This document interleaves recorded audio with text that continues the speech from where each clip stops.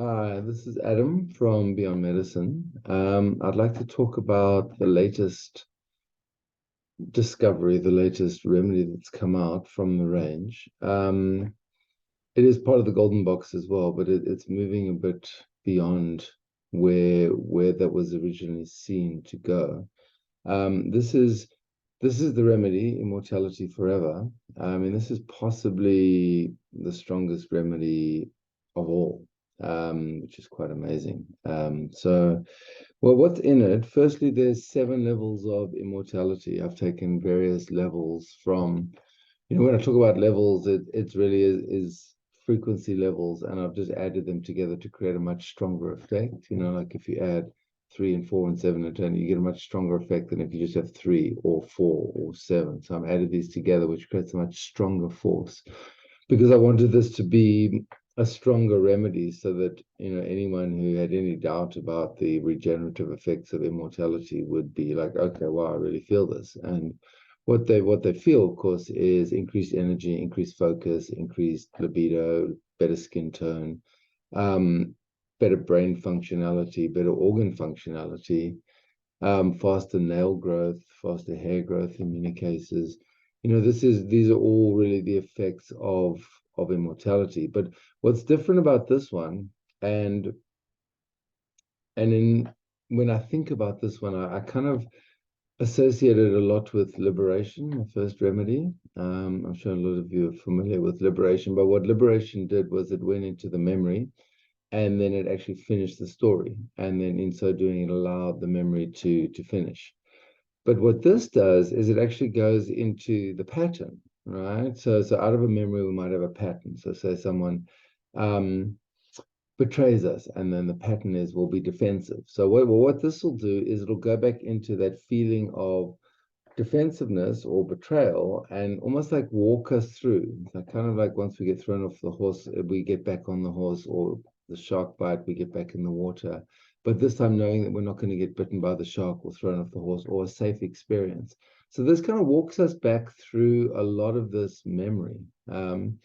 And through situational stuff, some of it's buried, some of it's like I've hit some stuff from 14, 15, 16, teenage stuff, like wow. And then I saw myself and I was almost able to forgive myself, understanding what was kind of happening and why I felt so much frustration at myself at the time because I really just didn't understand. But this gives you the perspective to see what really happened. And then we can move forward, by letting go of that and moving forward, as we did with the liberation, by clearing a lot of the memory. But it really is the patterning that is this very powerful conditioning force. We often see this where people, like, for example, sometimes women get involved with the same kind of alcoholic type personality man again and again, and people look at her and say, like, why do you keep doing this? But it's such a habitual thing that it's almost like the habitual patterning is manifesting that person who's horrible to them, and they can't seem to step outside of it, and they still keep manifesting that pattern. But what this does is it confronts us with it, but in a non-heavy way. It's like there's no judgment in this. There's just sort of forgiveness for ourselves in the sense that we went into this pattern not really understanding it as a survival mechanism. But now we have the option to literally put it down, to decide not to go into that. And that really is freedom, ultimate freedom. Because if we can break our conditioning, either ancestral, habitual, familial, or existential, that pretty much determines who we are.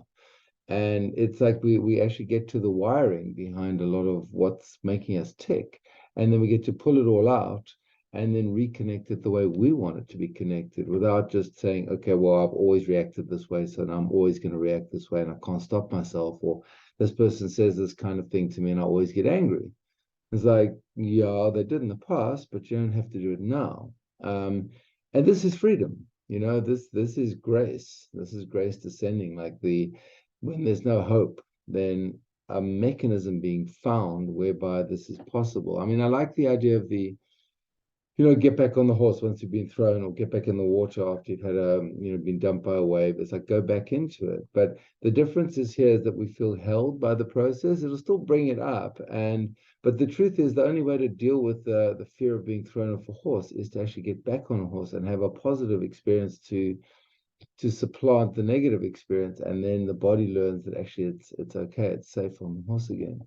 And you can't do this just with thought. You can't do this. You can't think yourself on the horse. You actually have to be on the horse. You have to experience it because it's a physical experience. And this is what it does. It actually, I saw it in a number of cases. It somehow generates events whereby these emotions come up, and we're forced to deal with areas we were not dealing with before, areas which were tripping us up. And so, I mean, in a sense, this is 100 years of therapy, in a very short period of time. In 3 weeks, it's done massive amounts for my existence. I've confronted stuff that I didn't want to deal with, I didn't want to look at, or I just thought was me, like my daughter getting sick. And normally I go, if I can't figure it out, I get quite like agitated. And this time it's like, well, no, I'm actually just not getting agitated. I'm not going to get agitated. And in not being agitated, I find a solution. And I mean, that for me is massive because as a parent, when your child gets sick, to behave sanely and well is obviously something you want to do. And to behave hysterically is obviously not. But, and I look back and I trace it back and I see my father's patterning and his response to that sort of thing is like hysterical response to disease. Um, and knowing that I can move beyond that.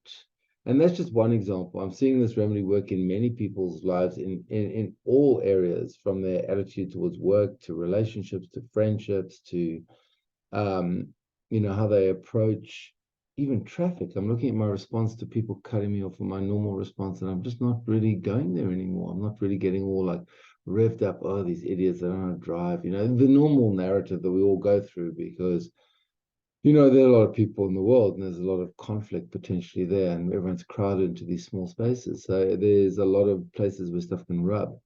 But every time it rubs, it's an opportunity for us to liberate ourselves from the conditioning. And of course, as we empty out our conditioning, we get this huge chunk of space that was used to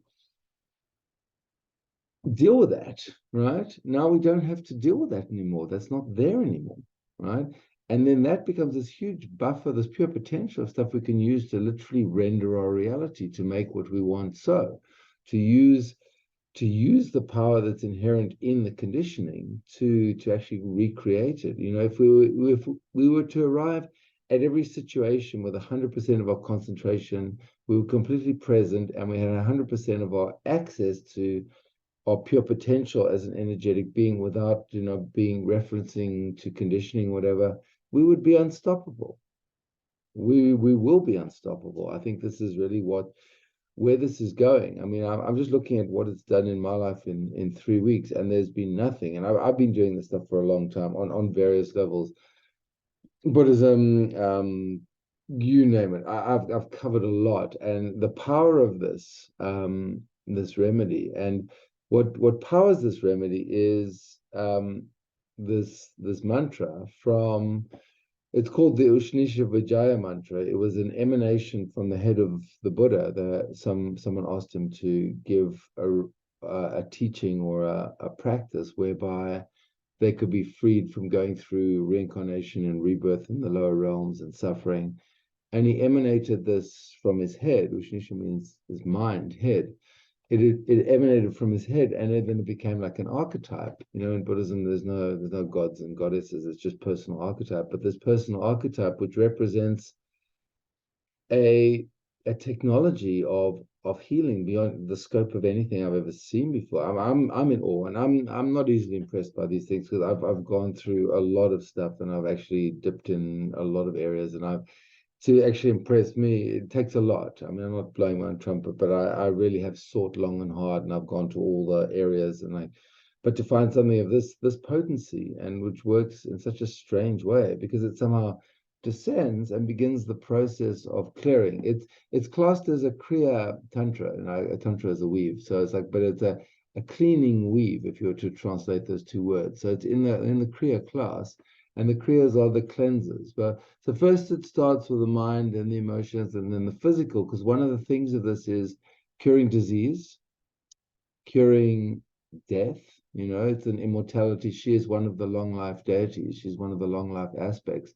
So she holds a pot of nectar, which is the nectar of immortality, but it's also the cure of incurable diseases. So, you know, I believe this will really work on a range of things that have previously been incurable, because you know, where people were looking for the answer to the disease was not where the answer was. The answer was in the backstory, was in, you know, maybe what happened to us when we were 14 or 12 or 8 or at birth, or, you know, whatever state we took on, but we weren't able to admit it or make peace with it. Somehow this allows us all to be brought up to make peace with it, you know, and that's really fascinating, you know, that such a thing exists and is there at this time. Now, she, the archetype Ushnisha, has 8 arms, and each arm represents one aspect of what she is capable of. I mean, she has a lasso, which is supposed to be to lasso the thoughts.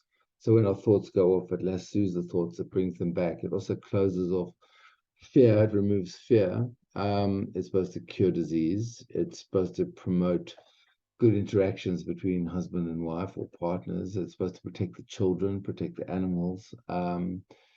And you know, but most importantly, what it does is it seals off the lower realms, so we're no longer prone to anger. Now, the way I like to see this, and I've thought about this a lot, just to get a good idea of like what's really going on here, because this is it's like this strange technology that exists, but it's entirely working for us. But what it does is, like, normally we're cruising along, we're doing what we're doing, and something happens, and we get angry. Now, normally there's the little door, and the door says anger, and the door's open, and we run down into that realm, and we start building castles to anger and setting up marquees and like opening stalls and like building a whole story around this anger. Like, I'm angry because da da da, and this person's da da da, all of that. I mean, it's all rubbish, really, because we're just caught in it. Where the anger's lashing us, and we're like running around. Where we work for anger, but this time we get to the door. The anger rises, but the door is closed, and then we have to decide. Well, now I actually want to open this door and go down there. So it's a conscious choice, and in that moment, we have the choice not to continue with the anger. You know, in Buddhism, they talk about, you know, pluck the lotus from the water without falling in. The idea of like, take it, but don't get dragged into it. Don't fall into the water. And the emotions are a good example of this. We go into an emotion, and ideally, we get angry. We hoot at the guy who's cut us off, and then we forget it. But most of the time, that doesn't happen. We get angry. It feeds into our residual anger, and then we're like, "Ah, oh, people are idiots. The government's not doing this." And you know, where we get caught up in these storylines. But this time the door's closed. It's like, okay, the guy cuts us off angry, hoot. And there's like, I don't feel like getting angry. I'm not going to get angry today. And in so doing, we repattern the response of what we can do or what we should do at any choice, at any point. I mean, it's all about choice. We really want to be the masters of our emotions and not be their slaves, which, to be honest, a lot of people are the slaves to their emotions. When you look at it and look at yourself in the mirror, I mean, I was the slave to anger. I was anger's bitch. She would ring the bell, and I would put on my little suit, and I would run into the maze, and I would start doing angry things, you know, as anger's poster boy, you know. It's like, and then after a while, I was like, no, I'm not going to do this anymore. But this is it's actually the mechanisms, like the wiring behind it, how it actually comes into form, but it actually walks you through a lot of this stuff in order to get back to the point where you're actually free from these emotions. And that's amazing. That's quite simply astounding that such a technology exists. The experience of Immortality Forever is quite strong because it's got these 7 levels of immortality in, but I wanted something that was quite like, whoa, okay, this is, wow, I can really feel this. And what most people report when they first take it is a lot more mental clarity. Purity, clarity, these are words that come, everything becomes very pristine, but everything becomes very precise as well, because it's also an aspect that deals with material, you know, wealth as well. It also brings that, because obviously if we're not focused on all the other rubbish, then we have so much time to bring into form what we actually want. And then, like, of course, you would make yourself rich, or money would come to you because you would just want it to. And the only reason I think most people, when there's a lot of the stuff around manifestation and what, and it doesn't work, is that there's this big backlog of other stuff we're running, which is in the way. There's like, oh, I want the money, but there's all this story. But if we take away all that story, then it becomes much easier just to go to the point where we want. Now, I like to think that this will benefit anyone and everyone wherever they are, whatever their value system is. I know not everyone is, pursuing enlightenment per se, although this will take you there. I mean, it does promise. They say that even if you go under the banner of this mantra, it'll guarantee that you don't get reborn in the lower realms, that you're actually reborn in the higher realms, the pure lands, which is quite amazing. I mean, just from going under the banner. So the mantra's in the remedy. So when we ingest it, we're like, in a sense, we're chanting the mantra, or the mantra's chanting through us, and it's beginning this process of cleaning. Now, of course, when we clean stuff, often dust comes up and it can get a bit, if you've dusted a room before, that there is stuff gets brought to the surface, and this is to be expected. And this is why, like I suggest that people take, they do this for a couple of days, then they do a couple of days with creation and maybe Vishnu or Gaia, just to like perk themselves up and feel good, and then another round, almost like a reward. Like we take the medicine to clear us, and they say, okay, well, I did good. Pat yourself on the back. Okay, next round. But a lot of people in the beginning when they take this just feel fantastic. I mean, it has been grinding through some of my patterning, but when I look at how I would have even gotten to that, even acknowledging that such a thing was there, because we think we've dealt with stuff, right? And on some level we have, but whether the mind has dealt with it as a rationalization, oh, that happened to me and it was because da da da. But to really understand, like, okay, well, maybe I was feeling very self-conscious and therefore I wasn't outward enough and I didn't do that. And I kind of blame myself for not being like outward enough. And then I felt bad about that. And then it's like, well, okay, I was in the stage and no one was to blame for it. And I'm not blaming myself. I'm forgiving myself for that. And then it allows it just to liberate. And in the place of that, obviously, is all this space. It's like when you clean out your hard drive, you have so much more space or you get more memory. Everything just works faster. So this is really where this is all going at this point. And yeah, that's the essence of forever. And I would just like to say a few more things before I finish. So someone at the door. But this is a process that people begin and then do at their own speed. So we don't have to do it all at once. It's like, when we look at rapid and gentle, if it's too rapid, then it might be a bit intense. But if it's too gentle, it's too slow. So we actually want to mix and match things so that the process is rapid and gentle. And we work through it in the speed that we feel comfortable. There's no saying what's right or wrong for anyone, and where you are at the moment, you might need more support. I mean, ironically, people who are like in a lot of struggle find this an amazing blessing because it gives them a lot of support. As I said, I've been processing quite a lot of stuff I probably wouldn't have processed otherwise or couldn't have processed otherwise, just by situational stuff happening for me to actually allow this to happen. And that's been amazing. It's like, wow, I wouldn't have gotten to this, but now I got to it. Now I've cleared it, and like, wow, look at all this reservoir of this buffer of energy that I was tied up actually in stuff that I'd rationalized, like, oh, I should have done this, but so it's cleared a lot and it continues to clear. But what I want to communicate here is that it is a process, and if we in Ayurveda they say that, for example, bitters, that the bitter taste is necessary because it burns up poisons. But if we take too much bitter, we deplete ourselves because it's quite strong. It purges the system. Now, this is sweet and sour. It's not like bitter, but it's like there's only so much purification we can handle at one point. So it's good to take it in blips, to do a bit and then stop, and then nourish with a bit of Gaia creation, Blue Lotus, whatever, take a few days off and then begin it again, just to give yourself time. So it's not like all clean, clean, clean. Otherwise, you kind of, if you're washing all the time, you almost like wash your skin off. But everyone is different. But this is the process, and this is a fantastic technology used in conjunction. As I said, I'm using it in conjunction with Gaia, with Vishnu, with creation. Um, a bit of the nine realms, which is a combination of Asgard and Gaia together, because that sort of just puts us out of time and we don't have future and past, and we're just truly in the present. So I take that on the weekend. Um, but for anyone who really wants to get beyond the backstory and actually move further than they are now, this Immortality Forever is your thing. I'm going to be doing a child's version, which will be the Ushnisha plus creation and golden spiral. I'm just going to call this Forever, for children. So if children are sick, you can give this to them, so it'll help to cure the disease.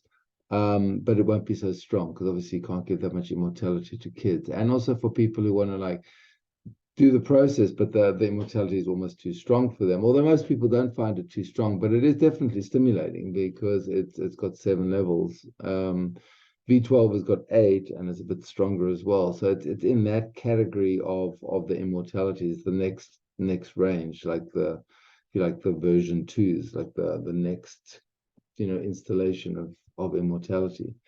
Um, but yeah, no, I want to make it available for people. And one of the things here is like when all else has failed, you know, this remedy comes to the rescue and heals incurable cases. Because and what I see here when I look at why it does that is like often the cure to these cases is embedded so deeply in the past and is a symptom of something happens, we have a response, and that response, if it's strong enough, starts to twist our body, and that twisting of the body eventually causes disease. So what this does, if it untwists it there, we untwist it and the whole thing loosens, and then the body goes back into its normal state of balance. And this is why it's curing, miraculous things. We're just at the beginning of this. It's very exciting. The Shnisha Vijaya as a mantra was big in the Vajrayana school, the Vajrayana school of Tibetan Buddhism. There's 4 schools. It's big in all of them, but there's not that much on it. There was talk of temples in like the 5th century in China. It was in China and Mongolia, but for now, my girlfriend got so excited about this that she's building a temple to Shnisha in my garage. That's what it did for her. She was like, "Wow, this is so amazing what it's doing." So that's what's happening. So soon there'll be the flower temple of liberation in my garage.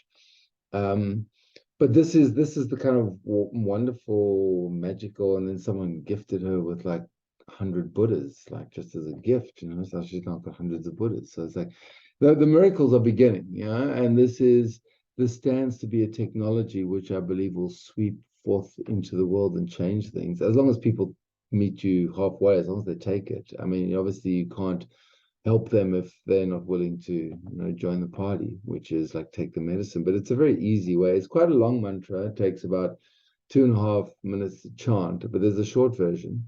But the long one is the one that's been chanted 108 times into water. So, like when you ingest that, that's what's happening. This mantra, this technology is beginning to clean you, unwind in your body. And the nice thing is you don't have to learn the mantra. I mean, you can learn the mantra as well and do it because it'll strengthen the effect. But just by taking it, it'll have this effect. And I want to make it available to kids as well. That's why we're doing this milder version with just the mantra, golden spiral, and creation, which will just be called Forever. So I'm going to be doing more of these recordings on things like this, but this is the one specifically on Immortality Forever. And if you haven't tried it, please do yourself a favor because it's miraculous.